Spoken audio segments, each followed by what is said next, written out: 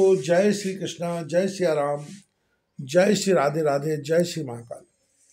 इस वीडियो में आपको श्रवण कराएंगे धूम मार्ग और अर्चिरादि मार्ग से जाने वालों की गति का और भक्ति योग की उत्कृष्टता का वर्णन।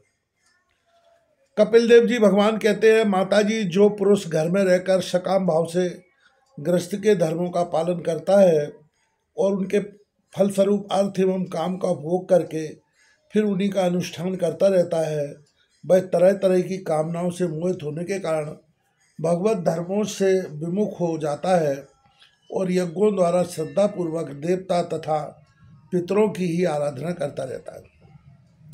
उसकी बुद्धि उसी प्रकार की श्रद्धा से युक्त रहती है। देवता और पितर ही उसके उपास्य रहते हैं, अतः वह चंद्रलोक में जाकर उनके साथ सोमपान करता है और फिर पुण्य क्षीण होने पर उसे इसी लोक में लौट आता है। जिस समय प्रलय काल में शेषशाही भगवान शेषशैया पर शयन करते हैं, उस समय सकाम गृहस्थाश्रमियों को प्राप्त होने वाले ये सब लोग भी लीन हो जाते हैं। जो विवेकी पुरुष अपने धर्मों का अर्थ और भोग विलास के लिए उपयोग नहीं करते, बल्कि भगवान की प्रसन्नता के लिए ही उनका पालन करते हैं, वे अनासक्त, प्रशांत, शुद्धचित्त, निवृत्ति, धर्मपरायण, ममता रहित और अहंकार शून्य पुरुष स्वधर्म पालन रूप सत्व गुण के द्वारा सर्वथा शुद्ध चित्त हो जाते हैं।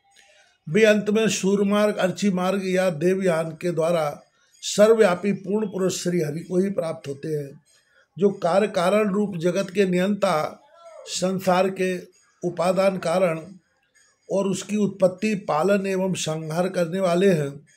जो लोग परमात्म दृष्टि से हिरण्यगर्भ की उपासना करते हैं, वे दो परार्ध में होने वाले ब्रह्मा जी के प्रलय पर्यंत उसके सत्यलोक में ही रहते हैं। जिस समय देवतादि से श्रेष्ठ ब्रह्मा जी अपने दो परार्ध काल के अधिकार को भोगकर पृथ्वी, जल, अग्नि, वायु, आकाश, मन, इंद्रिय, उनके विषय, शब्द आदि और अहंकार आदि के सहित संपूर्ण विश्व का संहार करने की इच्छा से त्रिगुणात्मिका प्रकृति के साथ एक रूप होकर निर्विशेष परमात्मा में लीन हो जाते हैं, उस समय प्राण और मन को जीते हुए वे विरक्त योगीगण भी देह त्याग कर उन भगवान ब्रह्मा जी में ही प्रवेश करते हैं और फिर उन्हीं के साथ परमानंद स्वरूप पुराण पुरुष पर ब्रह्म में लीन हो जाते हैं। इससे पहले वे भगवान में लीन नहीं हुए, क्योंकि अब तक उनमें अहंकार शेष था। इसलिए माता जी, अब तुम भी अत्यंत भक्तिभाव से उन श्री हरि की ही चरण शरण में जाओ। समस्त प्राणियों का हृदय कमल ही उनका मंदिर है और तुमने भी मुझसे उनका प्रभाव सुन ही लिया है। वेदगर्भ ब्रह्मा जी, जो समस्त स्थावर जंगम प्राणियों के आदि कारण है, मरीच आदि ऋषियों, योगेश्वरों, शनकादिकों तथा योग प्रवर्तक सिद्धों के सहित निष्काम कर्म के द्वारा आदि पुरुष श्रेष्ठ सगुण ब्रह्म को प्राप्त होकर भी भेद दृष्टि और कर्तत्वाभिमान के कारण भगवत इच्छा से जब सर्वकाल उपस्थित होता है, तब काल रूप ईश्वर की प्रेरणा से गुणों में क्षोभ होने पर फिर पूर्ववत प्रकट हो जाते हैं।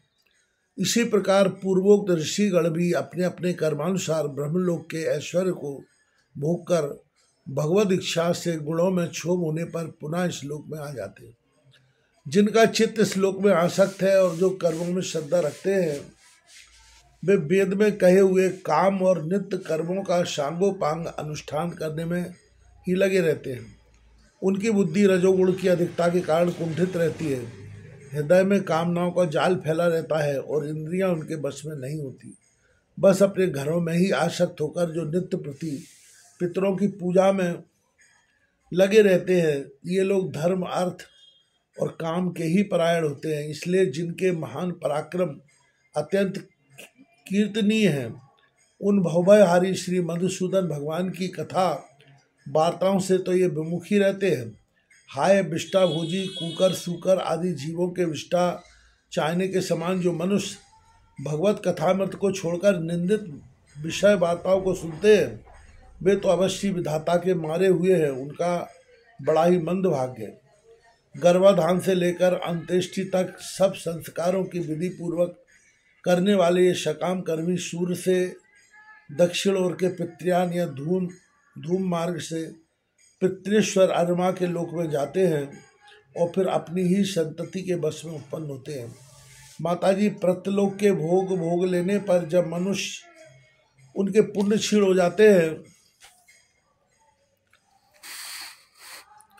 तब देवता लोग उन्हें वहाँ के ऐश्वर्य से च्युत कर देते हैं और फिर उन्हें विवश होकर तुरंत ही इस लोक में गिरना पड़ता है।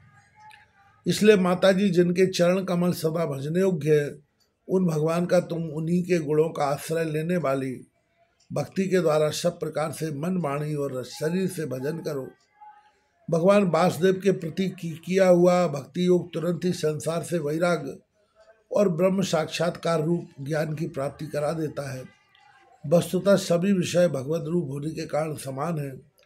अतः जब इंद्रियों की वृत्तियों के द्वारा भी भगवत भक्त का चित्त उनमें प्रिय अप्रिय रूप विषमता का अनुभव नहीं कर सकता, सर्वत्र भगवान का ही दर्शन करता है, उसी समय वह संग रहित सब में समान रूप से स्थित त्याग और ग्रहण करने योग्य दोष और गुणों से रहित अपनी महिमा में आरूढ़ अपने आत्मा का ब्रह्म रूप से साक्षात्कार करता है। वही ज्ञान स्वरूप है, वही परब्रह्म है, वही परमात्मा है, वही ईश्वर है, वही पुरुष है, वही एक भगवान स्वयं जीव, शरीर, विषय, इंद्रियों आदि अनेक रूपों में प्रतीत होता है। संपूर्ण संसार में आसक्ति का अभाव हो जाना बस यही योगियों के लिए सब प्रकार के योग साधन का एकमात्र अभिष्ट फल है। ब्रह्म एक है, ज्ञान स्वरूप और निर्गुण है, तो भी वह बाह्य वृत्तियों वाली इंद्रियों के द्वारा भ्रांतिवश शब्दादि धर्मों वाले विभिन्न पदार्थों के रूप में भास रहा है। जिस प्रकार एक ही परब्रह्म महतत्व वैकारिक राजस्व तामस 3 प्रकार का अहंकार पंच महाभूत एवं 11 इंद्रिय रूप बन गया और फिर वही स्वयं प्रकाश इनके संयोग से जीव कहलाया, उसी प्रकार उस जीव का शरीर रूप वह ब्रह्मांड भी वस्तुतः ब्रह्म ही है, क्योंकि ब्रह्मा से ही इसकी उत्पत्ति हुई है। किंतु इसे ब्रह्मरूप वही देख सकता है जो श्रद्धा, भक्ति और वैराग्य तथा निरंतर के योगाभ्यास के द्वारा एकाग्रचित्त और असंग बुद्धि हो गया हो। पूजनीय माताजी, मैंने तुम्हें वह ब्रह्म साक्षात्कार का साधारण रूप ज्ञान सुनाया। इसके द्वारा प्रकृति और पुरुष के यथार्थ स्वरूप का बोध हो जाता है। देवी, निर्गुण ब्रह्म विषयक ज्ञान योग और मेरे प्रति किया हुआ भक्ति योग, इन दोनों का फल एक ही है, उसे ही भगवान कहते हैं। जिस प्रकार रूप, रस एवं गंध आदि अनेक गुणों का आश्रयभूत एक ही पदार्थ भिन्न भिन्न इंद्रियों द्वारा भिन्न रूप से अनुभूत होता है, वैसे ही शास्त्र के विभिन्न मार्गों द्वारा एक ही भगवान की अनेक प्रकार से अनुभूति होती है। नाना प्रकार के कर्म कलाप, यज्ञ, दान, तप, वेदाध्ययन, वेद विचार, मीमांसा, मन और इंद्रियों के संयम, कर्मों के त्याग, विविध अंगों वाले योग, भक्ति योग, निवृत्ति और प्रवृत्ति रूप सकाम और निष्काम दोनों प्रकार के धर्म, आत्म तत्व के ज्ञान और दृढ़ वैराग्य, सभी साधनों से सगुण निर्गुण रूप स्वयं प्रकाश भगवान को ही प्राप्त किया जाता है। माताजी, सात्विक, राजस, तामस और निर्गुण भेद से 4 प्रकार के भक्ति योग का और जो प्राणियों के जन्मादि विकारों का हेतु है तथा जिसकी गति जानी नहीं जाती, उस काल का स्वरूप मैं तुमसे कह ही चुका हूँ। देवी, अविद्याजनित कर्म के कारण जीव की अनेकों गतियाँ होती है, उनमें जाने पर वह अपने स्वरूप को नहीं पहचान सकता। मैंने तुम्हें जो ज्ञानोपदेश दिए हैं उसे दुष्ट, दुर्विनीत, घमंडी, दुराचारी और धर्मध्वजी, दम्भी पुरुषों को नहीं सुनाना चाहिए। जो विषय लोलुप हो, ग्रहाशक्त हो, मेरा भक्त न हो अथवा मेरे भक्तों से द्वेष करने वाला हो, उसे भी इसका उपदेश कभी न करें। जो अत्यंत श्रद्धा भक्त, विनयी, दूसरों के प्रति दोष दृष्टि न रखने वाला, सब प्राणियों से मित्रता रखने वाला, गुरु सेवा में तत्पर, बाह्य विषयों में अनासक्त, शांत चित्त, मत्सर शून्य और पवित्र चित्त हो तथा मुझे परम प्रियतम मानने वाला हो, उसे इसका अवश्य उपदेश करें। माँ, जो पुरुष मुझमें चित्त लगाकर इसका श्रद्धापूर्वक एक बार भी श्रवण या कथन करेगा, वह मेरे परम पद को प्राप्त होगा, इसमें कोई संदेह नहीं है। इस कथा का तात्पर्य यही है कि मनुष्य का जीवन भी बड़ा कष्टप्रद है, बड़ा भयंकर है। माता के गर्भ में भयंकर पीड़ा होती है, और यदि मनुष्य जन्म लेने के बाद भी पाप कर्म बन गए तो विभिन्न सूकर कुकर नारकीय योनियों में जीव को जन्म लेना और मरना पड़ता है और नरक भोगना पड़ते हैं। इसलिए इसी जन्म में भगवान ने मनुष्य का शरीर दिया है, तो भगवान की भक्ति करके, भगवान का नाम जप करके इसी जन्म में भगवत प्राप्ति कर लेना है, जिससे जन्म मरण का चक्र समाप्त हो जाए।